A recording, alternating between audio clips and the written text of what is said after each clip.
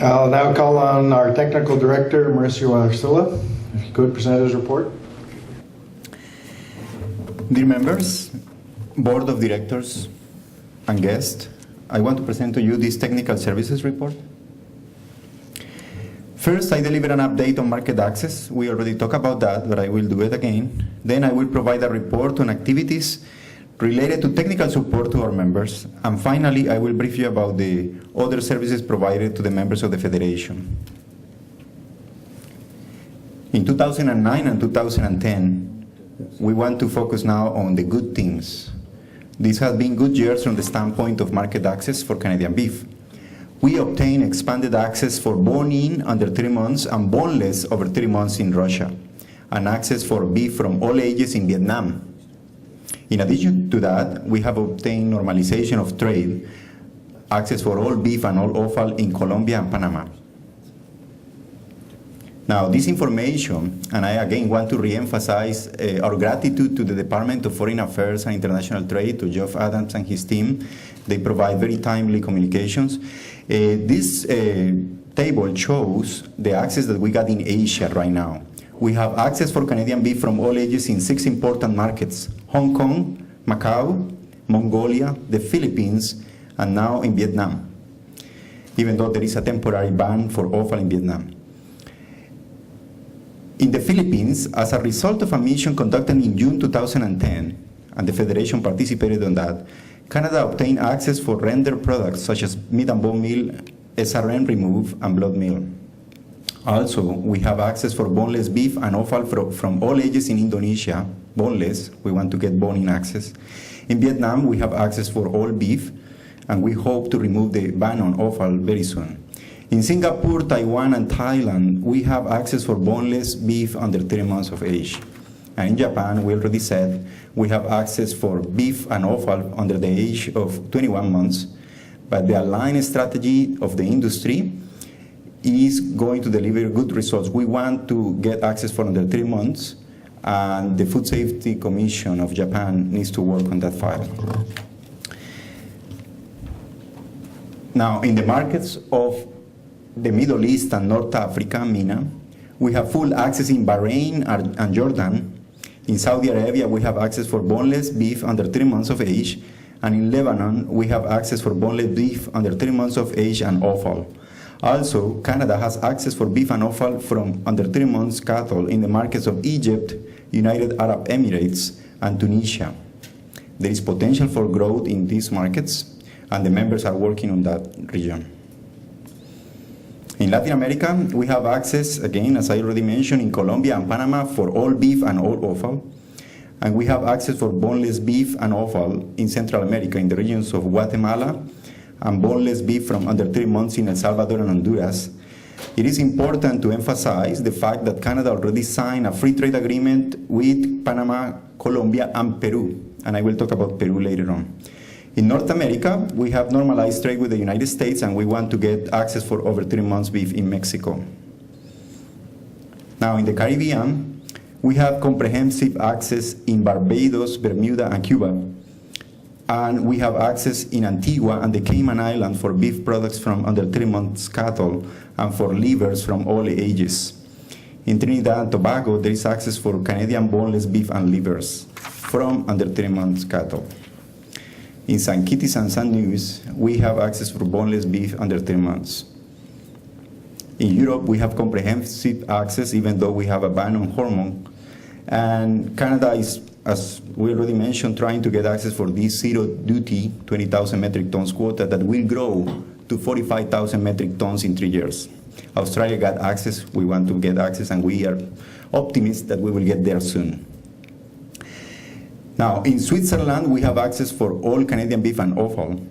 In Russia, we got access for boneless beef from over 3 months, and hopefully soon for bone-in over 3 months and offal. Now, we need support, in particular from the CFI, from the Canadian Food Inspection Agency, to get more establishments approved. Today, only 3 companies that operate 4 Canadian establishments, 3 in Alberta, 1 in Quebec, are able to export beef and veal to Russia, but we need to have more establishments approved. Now, From the standpoint of the ongoing activities and services provided by the Canada Beef Export Federation, CBEF has provided logistical and financial support to complete important regulatory missions. I want to emphasize the success stories. A successful regulatory mission was completed between June 12 and the 18 with the Bureau of Animal Industry of the Philippines. The Canadian Food Inspection Agency received confirmation that the market of the Philippines is now open to Canadian rendered products. The size of this market is estimated to be worth $12 million per year. I want to express our gratitude to our members, West Coast Reduction Limited, Cargill, and Excel Foods. They were very supportive on this mission from the Philippines. And also I want to express, again, this is a success story, our gratitude to Dr. Neisser Kafidi from the Canadian Food Inspection Agency and to the post of the Embassy of Canada in Manila, Yvette Buendia and her team. This is really a good example of good teamwork. We should repeat it.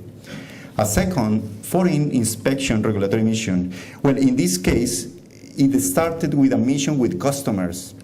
We worked together with Canada Pork International to bring the key importers from Peru. And they came here by the end of June. The mission was complete with the support of these customers and also the post of the Embassy of Canada in Lima. And that prepared the ground for the regulatory mission that happened 1 month after that. So this is a good example of private-to-private cooperation and then government-to-government cooperation. We hope to get access to Peru very soon. They are supposed to deliver the report in the next couple of weeks. The veterinary authorities from SENASA, the agency responsible for animal health, came here and they expressed a very good impression of Canada as a country and of the establishments that they visit.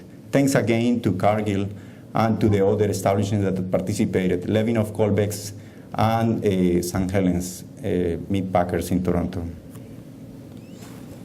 Now, between June and July, end of June and July, we had 2 more foreign regulatory inspection missions. One from Oman, and for this successful mission, that we hope they will announce the opening of the market soon, we had the support of Ecole Limited, we have the support of Prairie Heritage Beef, St. Helens Meat Packers, and Sunterra Meats. With the support of these members, the CFIA and the Department of Foreign Affairs and International Trade, helping with the post in the Middle East, we were able to complete this mission. And then, as I already mentioned, we had this mission with the authorities from Peru that was very successful. Now, another service that we provide, we deliver timely communications and updates related to market access for our members. We facilitate exchanges with appropriate groups, government and industry, to obtain important clarifications about issues related to Canadian beef and veal and offal. This slide shows different materials in different languages that we prepare to facilitate our exports. In this case, there are materials in Russian and Arabic for export to the Middle East.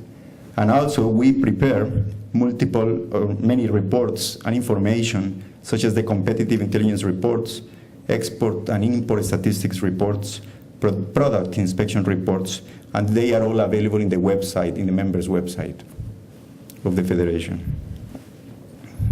We also deliver the monthly reports, such as the newsletter of the International Meat Secretariat and the Focus on Trade reports. Now, CBEF is working with other beef industry associations and representatives of this industry with the Government of Canada on the Beef and Cattle Trade Advisory Group, BCTAG. These team work sessions are the opportunity to communicate to the Government of Canada the aligned position of the Canadian beef and veal industry regarding priority markets, the missions that are being developed to gain market access, where our products have commercially viable opportunities. And we are supporting our members with technical information and frequent communications with the Canadian Food Inspection Agency about specific market access conditions for our products in the international markets. Finally, I want to show you the image of our new consumer website. This is the entry page. You can see that there is an access link in different languages. And this shows the Spanish homepage of our new consumer website. There are recipes, there are information and technical data about the Canadian Beef Advantage, our environment, our people, our beef, our genetics. And on the right side, you can see the Japanese homepage of the new consumer website. I invite you to access this website, www.canadabeef.org. This shows the Chinese homepage of this website, and on the right side, you can see the Korean website. This is all. I want to be brief. Thank you very much. Thank you very much, Mauricio. I'll now call on Sakamoto-san to present the Japan report, please.